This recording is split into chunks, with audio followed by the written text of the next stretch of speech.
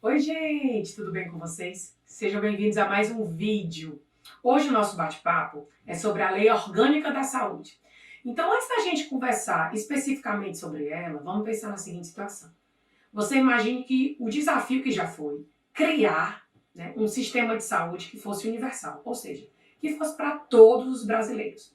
E agora, talvez um desafio ainda maior seja começar a implantar, a efetivamente tirar esse SUS do papel, né?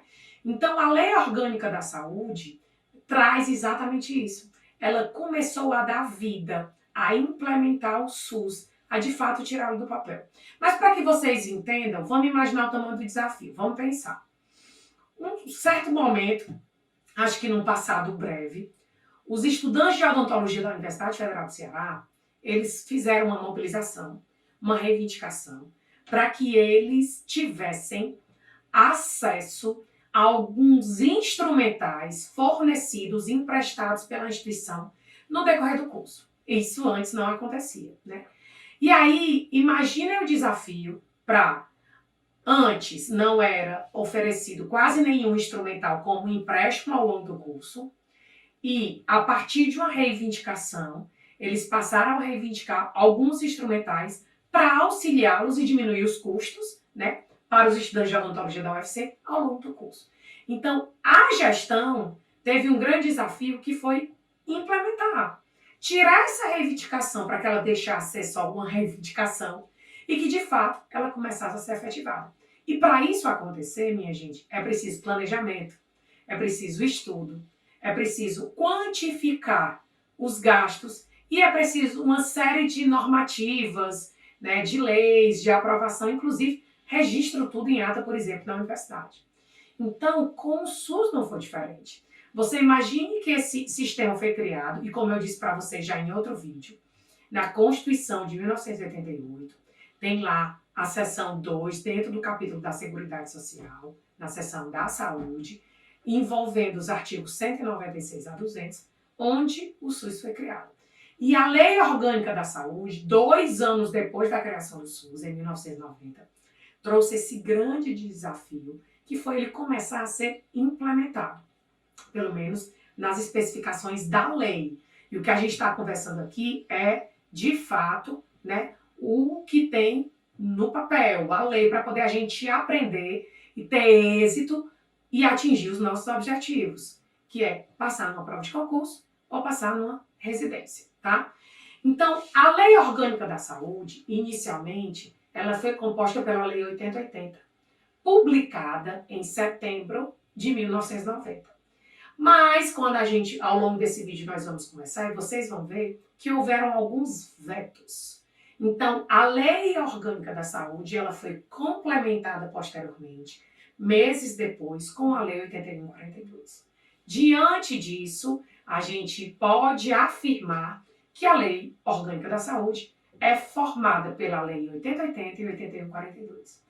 Essas duas leis, junto com a Constituição, com a seção da saúde que a gente já viu em outro vídeo, compõem as bases legais do Sistema Único de Saúde.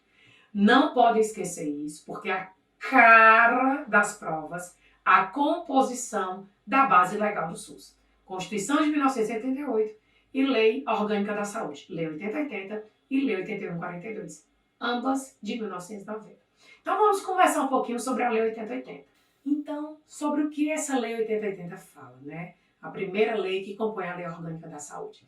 Ela dispõe sobre as condições de promoção, proteção e recuperação da saúde. Trata da organização e do funcionamento dos serviços de saúde e da outras providências. Então, ela traz desde a definição do SUS, passando pelos objetivos e atribuições do Sistema Único de Saúde. Fala também, mais uma vez, que já tinha também na Constituição, como é que se dá a iniciativa privada. Como é que a iniciativa privada vai participar do SUS? Ela participa sim, eu já falei isso nos vídeos anteriores, mas ela participa de forma complementar. E não participa do jeito que ela quer, mas sim de forma complementar. Além disso, um dos pontos principais da Lei 8080, ela traz os princípios, né? Quanto aos princípios e diretrizes do Sistema Único de Saúde. E aí, dentre os princípios que ela traz, um dos princípios que é muito, muito debatido e é muito discutido e também relembrado muito nas provas é a universalidade.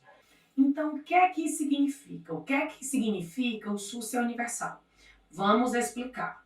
Então, a universalidade, que é o princípio primeiro do SUS, significa que, independente como seja o cidadão brasileiro, independente da situação socioeconômica, independente da raça cor, independente da idade, independente se ele tem plano de saúde ou não, todos nós temos direito à saúde. Esse acesso é universal. É isso que a universalidade significa. Vamos para um exemplo, professora, para a gente tornar isso mais palpável. Vamos lá. Você imagine você que uma vizinha sua já precisou, passou mal em casa, né? Tem plano de saúde, né? Tinha carro em casa, a situação dela socioeconômica boa, e ela precisou chamar o SAMU, até para prestar os primeiros socorros. Ah, não, mas ela, por ter plano de saúde, ela não tem direito de usufruir do SAMU. Tem, que é o Serviço Móvel de Urgência, que faz parte dessa grande rede, no caso da rede de urgência e emergência, que compõe o SUS. Então, sim, independente de qualquer situação, ela tem direito, sim, a utilizar os serviços do SAMU. Então, é para que vocês entendam o que significa essa universalidade, tá? Então, todos nós, independente de qualquer situação, nós temos direito ao acesso à saúde aqui no Brasil, tá? A Lei 8080, ela também traz algumas diretrizes, né, do SUS. E a diretriz que eu trago aqui como destaque, para a gente destrinchar um pouquinho, é a regionalização. Já falei da regionalização, acho que um pouquinho, quando eu falei do artigo 198, né, que o sistema compõe uma rede regionalizada e hierarquizada. No vídeo anterior, quando eu falei da Constituição, tá? E aqui eu vou destrinchar um pouquinho mais sobre a regionalização em saúde, para vocês perceberem o quanto ela é importante para o entendimento desse SUS. Vamos nós. Então, quando a gente fala de regionalização, você vai imaginar agora, na sua cabeça, o mapa do seu estado, né? E aqui, no caso, eu estou no Ceará. Então, quem está aqui no Ceará, imagina o mapa do Ceará e você imagina na sua cabeça o mapa do seu estado, tá? Esse mapa, ele é dividido em pequenas regiões, que a gente chama cada uma dessas regiões de regiões de saúde. Dentro de cada uma dessas regiões, existem serviços de saúde que vão oportunizar aqueles usuários que moram naquela região usufruir desse serviço de saúde para que eles não precisem ir para a capital. Porque antigamente, quando o nosso estado ele não era dividido em regiões de saúde, por exemplo, o indivíduo que ele sofria um acidente, um acidente de moto, com um politraumatismo, numa cidade a 800 quilômetros da capital, porque isso faz parte da nossa extensão territorial aqui do nosso país, ele não tinha recursos próximos dele para ele ser atendido, né? Então, ele ia, você imagina, acidente de moto com politraumatismo, ou com traumatismo crânioencefálico. Então, ele tinha que ir para a capital. E isso poderia custar a vida dele, né? Então, com a regionalização da saúde, né, isso mudou. O território de cada estado foi dividido em regiões de saúde e essas regiões oportunizaram ao usuário uma maior atenção à saúde. Vamos dar um exemplo, Cíntia. Centro de especialidades odontológicas. Então, você imagine um paciente que ele precisa, por exemplo, de uma prótese total, né? E aí ele é atendido para adequação do meio bucal, no posto de saúde do território no qual ele está inserido. Ele faz toda a adequação do meio que ele precisa para poder ele ser referenciado, ele ser encaminhado para o centro de especialidades odontológicas. E nessas regiões de saúde, elas tendem a ter centros de especialidades odontológicas que são padrão, né, que são referência para todos os usuários que moram nos municípios que compõem aquela região de saúde. Então, essa é a importância da regionalização em saúde. Conferir uma atenção à saúde mais efetiva para os usuários e uma saúde mais próxima. Por isso que é tão importante a gente conhecer também as diretrizes do SUS. A Lei 8080, ela também traz outras questões tão importantes como os princípios e as diretrizes. ela também fala do financiamento e da participação popular. Porém, né, houveram alguns vetos. Vetos importantes, como é que se daria esse repasse do dinheiro para os municípios, estados e o Distrito Federal, e vetos também quanto à participação da comunidade na gestão do Sistema Único de Saúde. Afinal, não esqueçamos, como a gente já viu em vídeos anteriores, a comunidade começou a participar efetivamente dessas decisões antes mesmo da criação do SUS, desde a 8ª Conferência Nacional de Saúde, lá em 1986, em Brasília. Não esqueçam disso, que para poder a gente entender, a gente precisa vir nesse construto da linha do tempo para ficar mais fácil esse entendimento de tudo isso que a gente está conversando aqui, tá? Mas, como eu disse para vocês anteriormente, houveram vetos.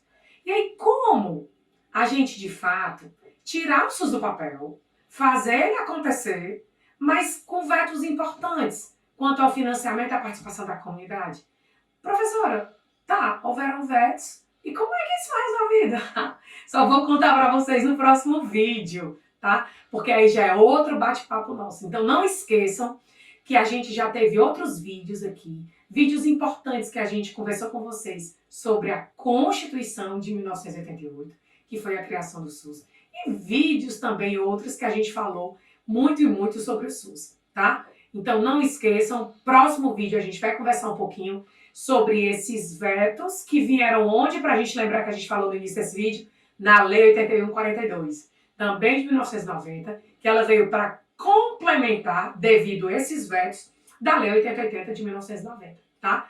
Então, lembrando do marco temporal, a Lei 8080, setembro de 1990, e a Lei 8142, que a gente vai conversar no próximo vídeo, dezembro de 1990, tá? Mas, como eu disse para vocês, esse bate-papo descontraído vai ficar para o próximo vídeo, tá?